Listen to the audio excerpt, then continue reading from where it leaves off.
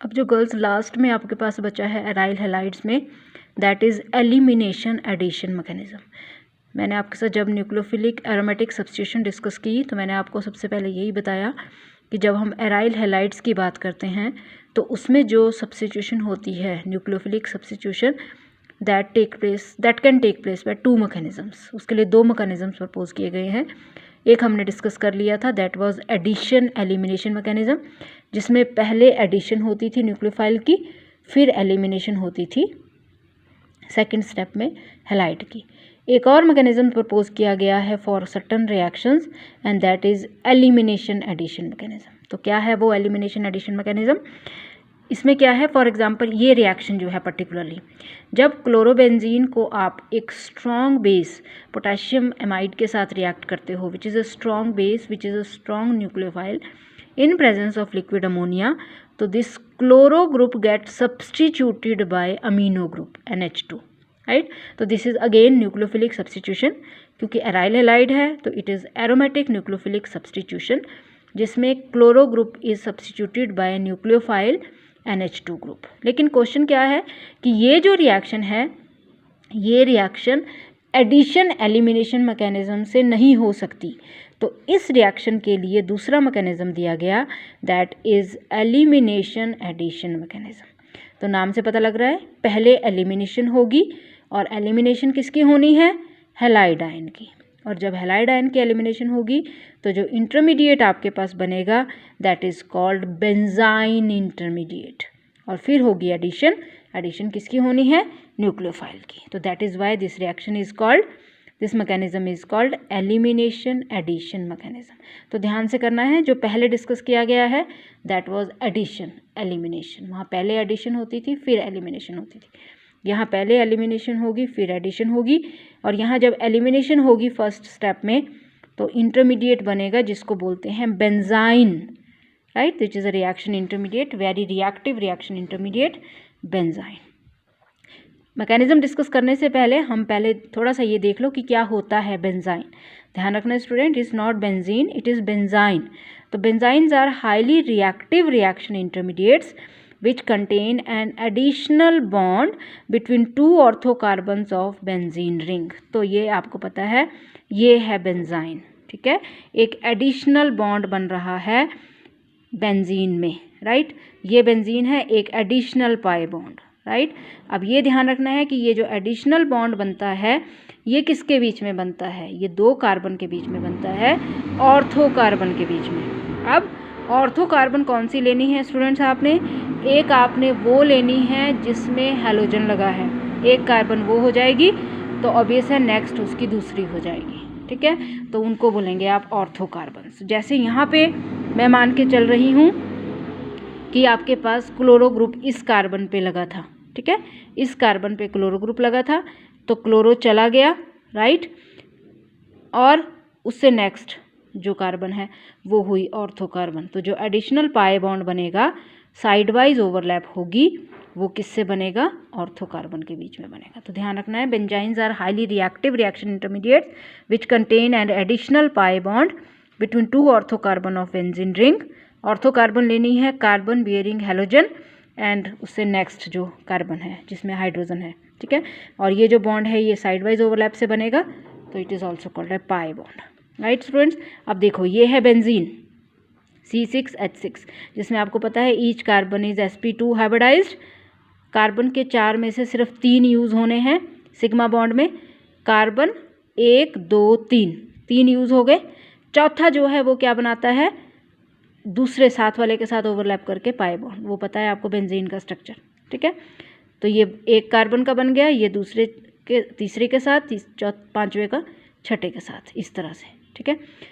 अब क्या होगा कि सपोज़ करो यहाँ पे आपके पास क्लोरोबेंजीन था, ठीक है, क्लोरीन चली गई, राइट, तो वो जो उसका बॉन्ड था क्लोरीन तो पूरे पेयर के साथ जाएगी, तो कार्बन का जो चौथा था वो और एक हाइड्रोजन का है उसका भी कार्बन का चौथा आपस में कैसे ओवरलैप करेंगे? Side wise. और ये क्या बन जाएगा जब साइड वाइज ओवरलैप होगी तो क्या बनेगा? Additional pi bond. तो इस तरह से बना एडिशनल पाई बॉन्ड, ठीक है। तो ये है आपका बेंजाइन इंटरमीडिएट, जिसको आपने सिंपल बस इसी तरह से लिखना है कि ये आपका बेंजीन है ठीक है, और एक एडिशनल पाई बॉन्ड उसमें और है, राइट। तो ये है। अब ये देखेंगे आप मैकेनिज्म में कि कैसे बनेगा, वहाँ आपको क्लियर हो जाएगा। सबसे पहले होगी एलिमिनेशन। पहले क्या स्टेज होगी इसमें? एलिमिनेशन। तो एलिमिनेशन भी यहाँ 2 स्टेप्स में होगी, अभी ये ध्यान रखना है। तो ये है आपका क्लोरोबेंजीन, ठीक है, इसको दिखा रही हूँ मैं क्लोरो, और ये हाइड्रोजन जो आपको पता ही है CH सारे में लगी है, यहाँ पे नहीं है, सिर्फ उसकी जगह क्या लग गया है? क्लोरो ग्रुप, ठीक है। तो क्या हुई एलिमिनेशन में? NH2 आएगा, मतलब जो बेस है KNH2 न्यूक्लियोफाइल वो आएगा, वहाँ से H को निकालेगा, H अपना पेयर वहीं छोड़ के जाएगी और NH3 बन गया। अब ये देखो Cl चला गया, ये पेयर इधर को शिफ्ट हो गया, तो ये बना के आपके पास benzyne intermediate. You can easily see there is elimination of halide ion and there is formation of intermediate which is called benzyne. It is benzyne, ठीक है। कैसे बना? हाइड्रोजन चला गया, ठीक है, NH2 के साथ अपना पेयर वहीं छोड़ के गया, ये पेयर इधर शिफ्ट हो जाएगा जब Cl नेगेटिव की फॉर्म में जाएगा। और सेकंड स्टेप में होगी एडिशन। एडिशन आपको पता है किसकी होनी है? अगेन न्यूक्लियोफाइल की। न्यूक्लियोफाइल कौन है इसमें? NH2 इधर जाके लगेगा, विद पेयर है, तो ये जो एडिशनल पाई बॉन्ड था वो इधर शिफ्ट हो जाएगा, ठीक है। तो ये दिखा दिया आपने नेगेटिव चार्ज NH2।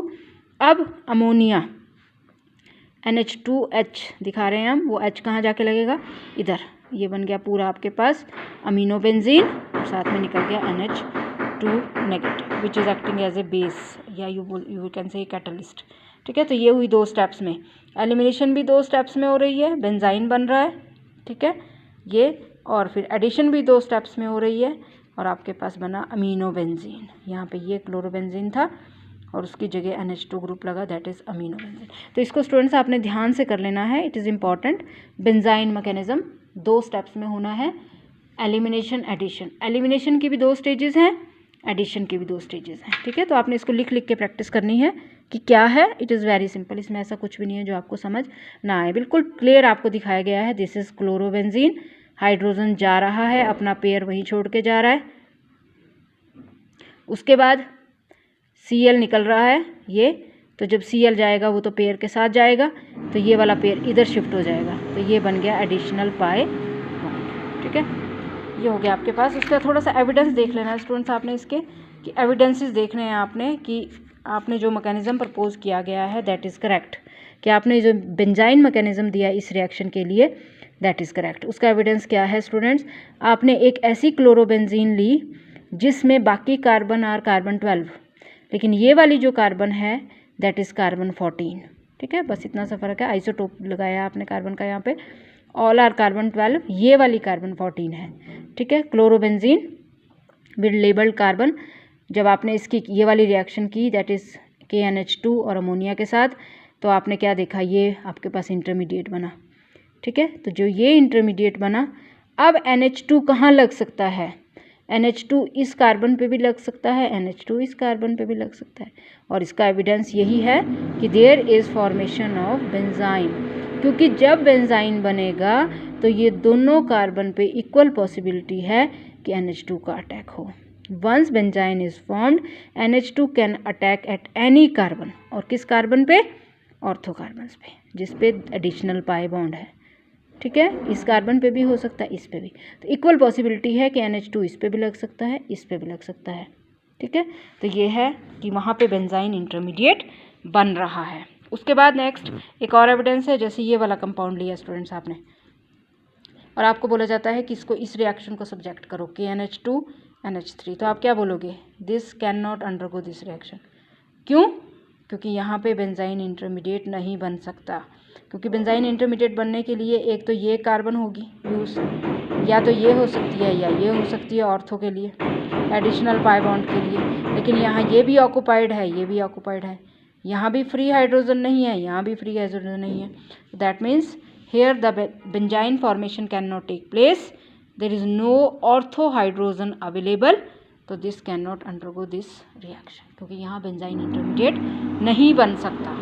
एक और एविडेंस देख सकते हो आप, जैसे आपने ये लिया मेटा एनिसिडीन, ठीक है, मेटा पोजीशन पे NH2 लगा है, और आप इसको वो रिएक्शन दे रहे हो दैट इज़ KNH2 बेस और साथ में लिक्विड अमोनिया, ठीक है। तो आप देखोगे चाहे ये वाला है NH मतलब सॉरी, आप ब्रोमोबेंजीन ले रहे हो, sorry, this is bromo ortho bromo anisole, ठीक है। और ये है आपके पास मेटा ब्रोमो एनिसोल। आप मेटा ब्रोमो एनिसोल को भी उसी रिएक्शन को सब्जेक्ट कर रहे हो, ऑर्थो ब्रोमो एनिसोल को भी उसी रिएक्शन को सब्जेक्ट कर रहे हो। दोनों डिफरेंट हैं, ये मेटा है, ये ऑर्थो है, लेकिन प्रोडक्ट दोनों में सेम बन रहा है। उसका रीज़न क्या है? क्योंकि जो इनका इंटरमीडिएट बन रहा है वो सेम बन रहा है, दैट इज़ बेंजाइन। क्योंकि जो बेंजाइन इंटरमीडिएट बन रहा है इनका वो सेम बन रहा है। तो जब इंटरमीडिएट सेम है तो प्रोडक्ट भी क्या बनेगा? सेम। जब आप इस रिएक्शन को करोगे तो क्या बनेगा आपके पास? ये वाली कार्बन यूज़ होगी और ये वाली यूज़ होगी, ठीक है, यही बनेगा बेंजाइन। जब आप इसको करोगे तो ये वाली कार्बन यूज़ होगी और ये वाली होगी डबल बॉन्ड के लिए। तो NH2 अब इस पे भी लग सकता है, इस पे भी लग सकता है। तो वही आप दिखा रहे हो कि NH2 जो प्रोडक्ट बनेगा वो सेम बनेगा। क्यों? क्योंकि इंटरमीडिएट दोनों का क्या है? Same, that is benzyne intermediate is same, therefore product is same. तो these are some evidences for this mechanism. एक बार पढ़ लेना है आपने, there is nothing difficult in this. Thank you.